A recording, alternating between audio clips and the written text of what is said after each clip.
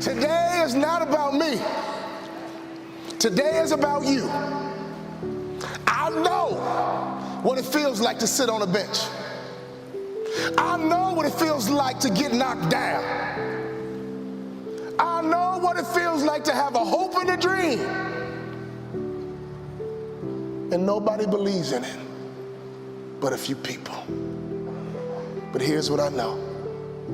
If you wake up in the morning and cut off the news, and every single day you look like success and look like money, and every time you go into a home, you understand the power of likability. Every time you go into a home, you make sure you don't communicate. You make sure you connect. I guarantee you, over time, as you water that tree, over time, as you build that root system, over time, I promise you, that tree will grow, and before you know it, you will have your own little personal harvest. And don't you quit until you're number one. Life's not easy. It is not. Don't try to make it that way. Life's not fair. It never was. It isn't now, and it won't ever be. Do not fall into the trap, the entitlement trap, of feeling like you're a victim. You are not. Get over it and get on with it. And yes, most things are more rewarding when you break a sweat to get them.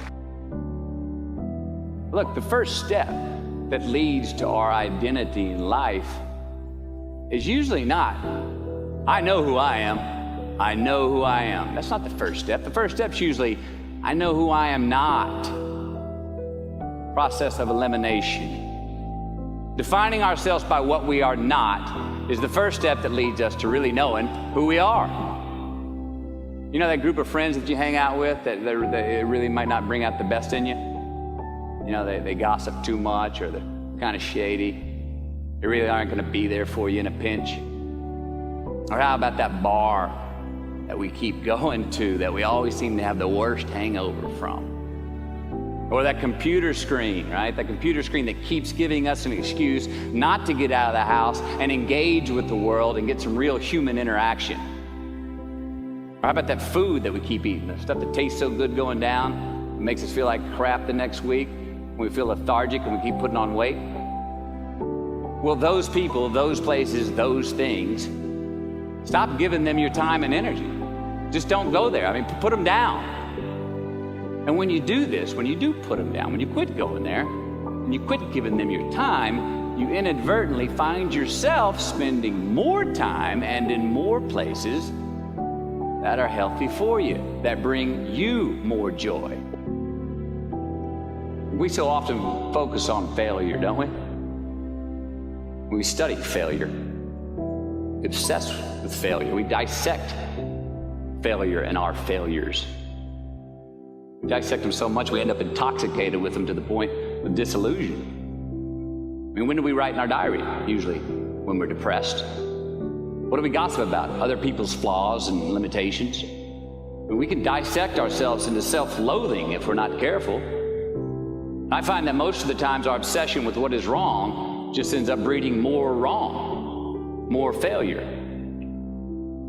Now, the easiest way to dissect success is through gratitude. Giving thanks for that which we do have, for what is working. Appreciating the simple things we sometimes take for granted. We give thanks for these things, and that gratitude reciprocates, creating more to be thankful for. It's really simple, and it works. Define success for yourself. Define success for yourself. Now check this out. I'm in south of New Orleans a few years ago, and I went to a voodoo shop. And they had this wooden partition against the wall with these columns. And in these columns were all these vials of these magic potions, right? And the headings above each potion defining what they would give you were things like fertility, health, family, legal help, energy, forgiveness, money. Guess which column was empty? Money. Let's admit it. Money is king today. It's what makes the world go round. It is success. The more we have, the more successful we are, right? Now, I would argue that our cultural values have even been financialized. Humility is not in vogue anymore. It's too passive. It's a get rich quick on the internet, riches 15 minutes of fame world that we live in, and we see it every day. But we all want to succeed, right? So the question that we got to ask ourselves is what success is to us, what success is to you. Is it more money? That's fine. I got nothing against money. Maybe it's a healthy family. Maybe it's a happy marriage. Maybe it's to help others, to be famous, to be spiritually sound, to leave the world a little bit better place than you found it. Continue to ask yourself that question. Now, your answer may change over time, and that's fine. But do yourself this favor. Whatever your answer is, don't choose anything that will jeopardize your soul. Prioritize who you are, who you want to be, and don't spend time with anything that antagonizes your character. Don't drink the Kool-Aid, man. It tastes sweet, but you will get cavities tomorrow, all right? Life is not a popularity contest. Be brave, take the hill, but first answer that question, what's my hill? So first, we have to define success for ourselves. And then we have to put in the work to maintain it. Take that daily tally. Tend our garden. Keep the things that are important to us in good shape. I mean, let's admit it.